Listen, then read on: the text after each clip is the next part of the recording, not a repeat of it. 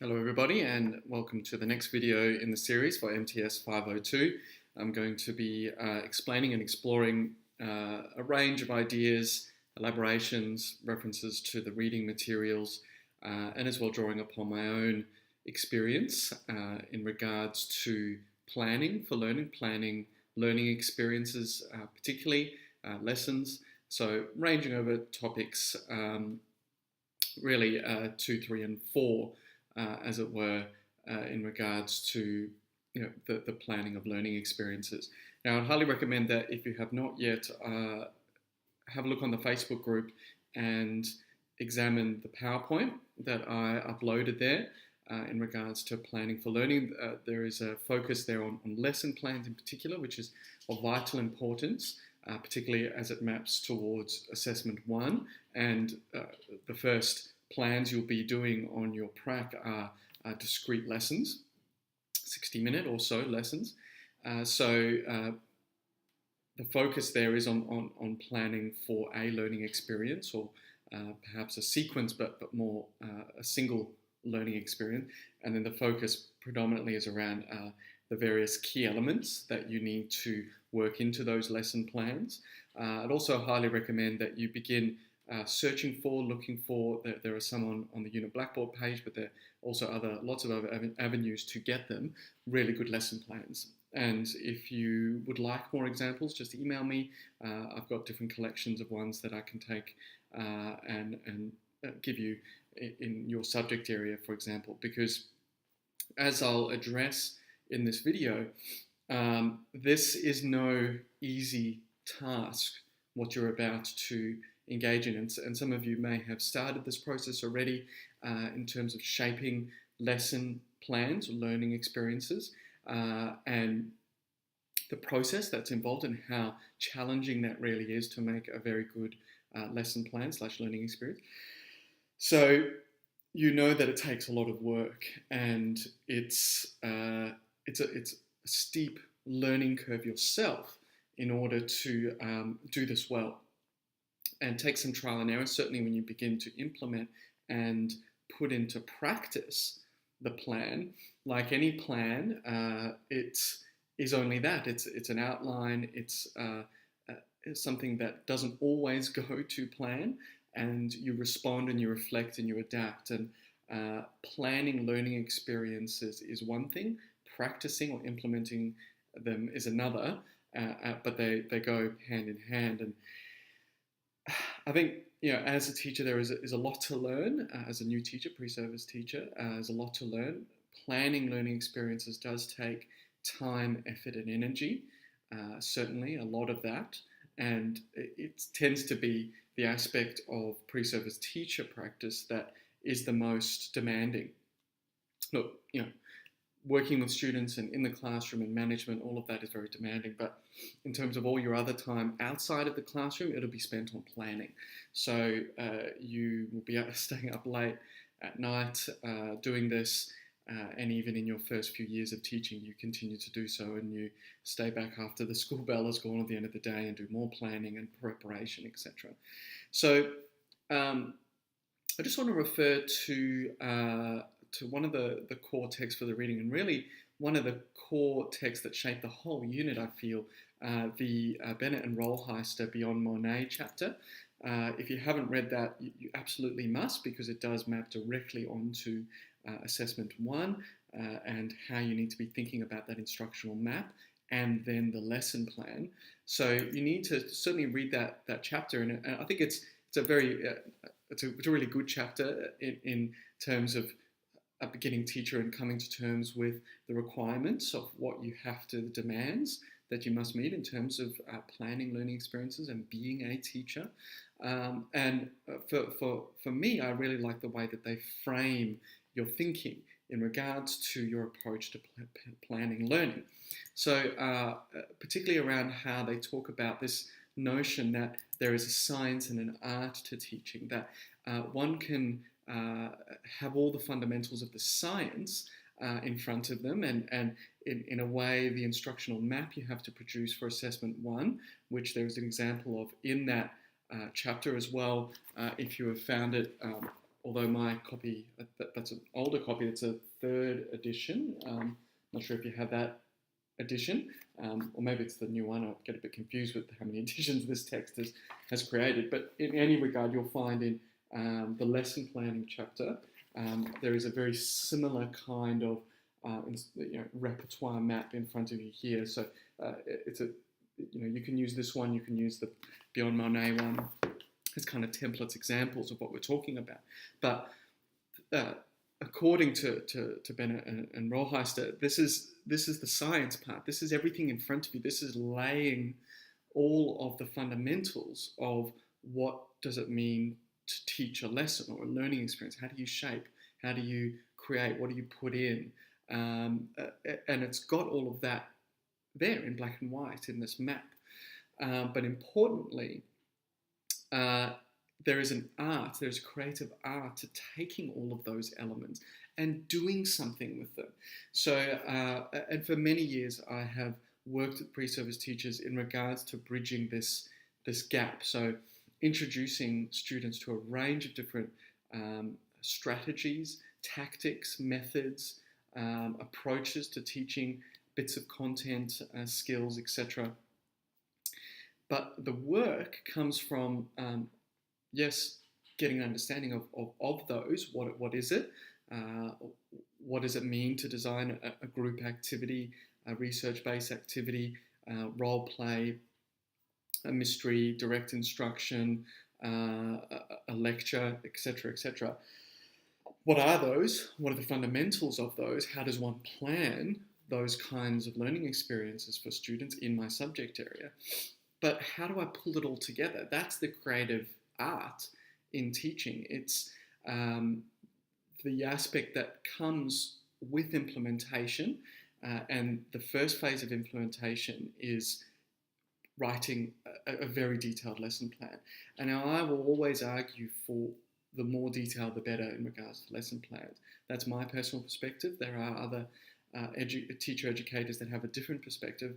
I feel that particularly when you're starting out, as you all are now, that the more detail you have in your lesson plans, the better, because the more you're forced to think through the implementation side. What is this actually going to look like when I do it? So instead of just in your lesson plan, you know that you want to do some group work or you want to lead a discussion. Instead of saying in your lesson plan, hold group discussion on the experimental method we're using, whatever the case is, hold a discussion on heroes and villain characters, whatever you're doing. Now, okay, but how? How are you going to go about that? What questions are you going to use? What content are you going to use to address it? What bits of information are you going to relate to students to elicit their discussion? So discussion doesn't just happen as if by magic. If you click your fingers, okay, class, let's have a discussion. And then you stand and you wait and nothing happens. All you hear is crickets because you're not doing anything. And certainly with these instructional maps in front of you, there is the nuts and bolts that you must think through to go, okay, I'll plug this bit, this inquiry question into this section of my lesson plan, or these questions, there might be 3 guiding questions, and then some content as well in order to maybe provide some hints or clues or prompts. And you say, have you thought about this? Okay, or what if I show this image? Or what if I state this? Does this make you think of something? And then that may facilitate the discussion. And from there, it may go on and it may look a bit different to the plan, but you need to know at least how to trigger things. And this idea that, again, just knowing all the elements isn't enough. A knowledgeable teacher is not necessarily an effective teacher. There is a creative act here, and you need to be thinking about this idea where in the Beyond Monet chapter they talk about weaving a variety of concepts and processes into a deep understanding of what is being learned. So this notion that you're taking all of these parts and you're turning it into something, much like an artist does it. They have all their their colours on the palette, they understand colour theory, but it's only until they start the process of mixing colours and putting it on the canvas, seeing what happens, responding and going, this isn't quite how I like it, maybe changing things. And that's what happens as a teacher. And oftentimes pre-service teachers ask me, I'm stuck for ideas. I don't know what to do, and how should I teach this? And it's a hard question to answer. I mean, for me, the more you dive into it, the more you can work with. So don't limit yourself. Particularly I see, and sorry, maths teachers, but maths teachers sticking to a very narrowly defined set of strategies, particularly that hinge around direct instruction, or kind of like I'll model, now you do it and practice it. But what happens is the well runs dry very quickly.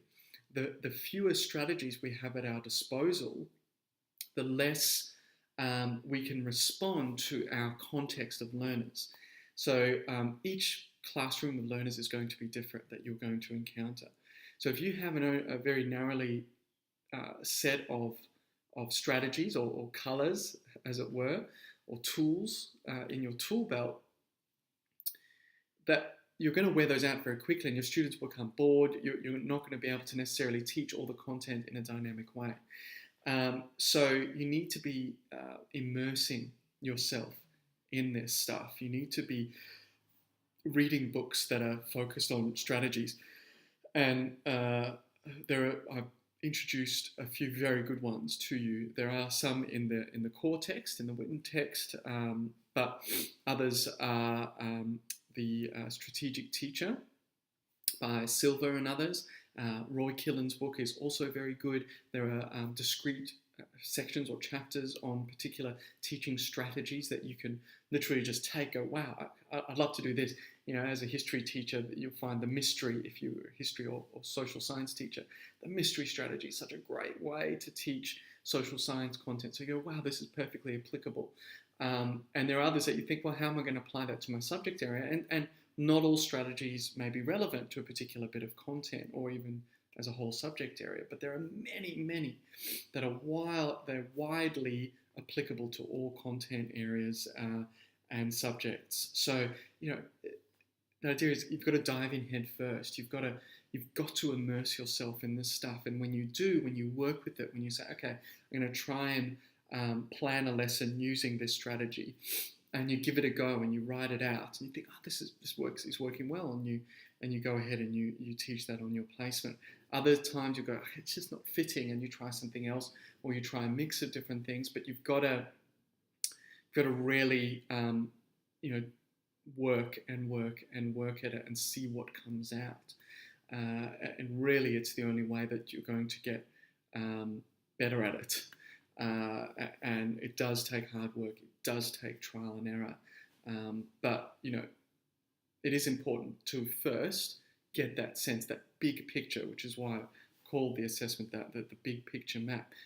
Get it out in front of you. See where you're headed. If you think about kind of learning as mapping, as creating a kind of map of what's in front of you. If you look at a GPS, you need to see the terrain in front of you. You need to see how to get places.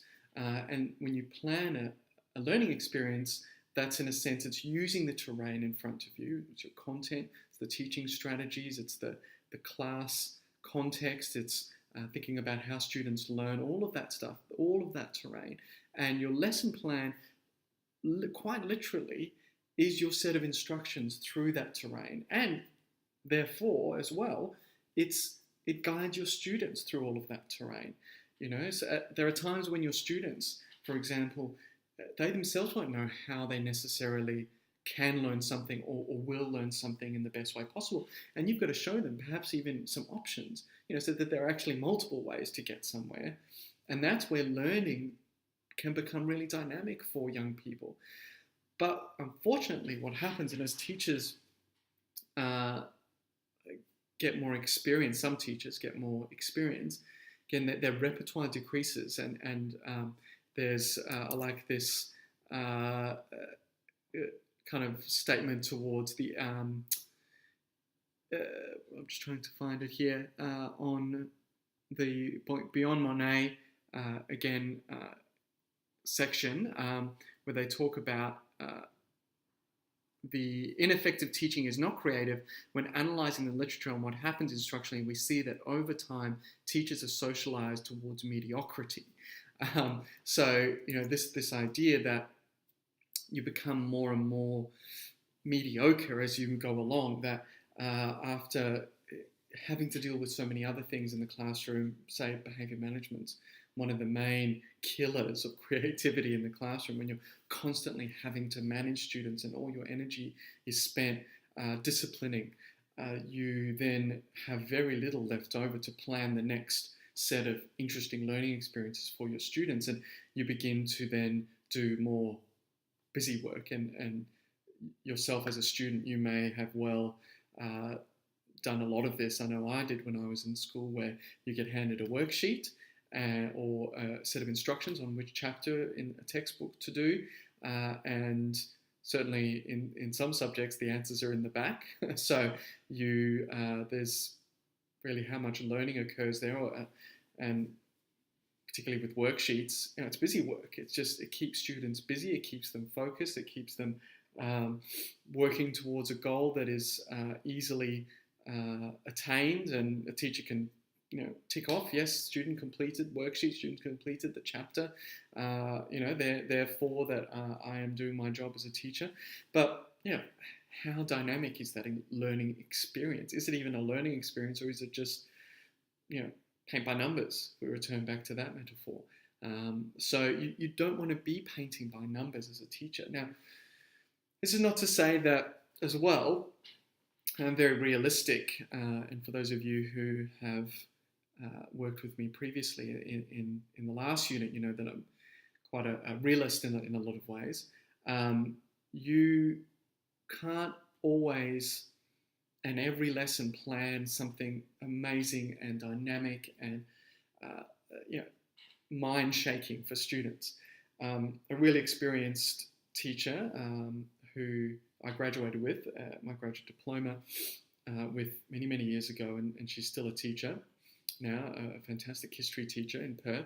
She says that early on in her career, she was told by a very experienced teacher about the 4-to-1 ratio in regards to planning lessons. And the advice she was given, which she still follows today, and I think it's quite sound and realistic advice, is that if you have four lessons to plan for a particular year group in a week, which is pretty standard for about 1 hour lessons. Sometimes you have doubles, but if you think about 4 1-hour lessons of year 9, whatever it may be, your subject area. For her, it was the social sciences, the humanities.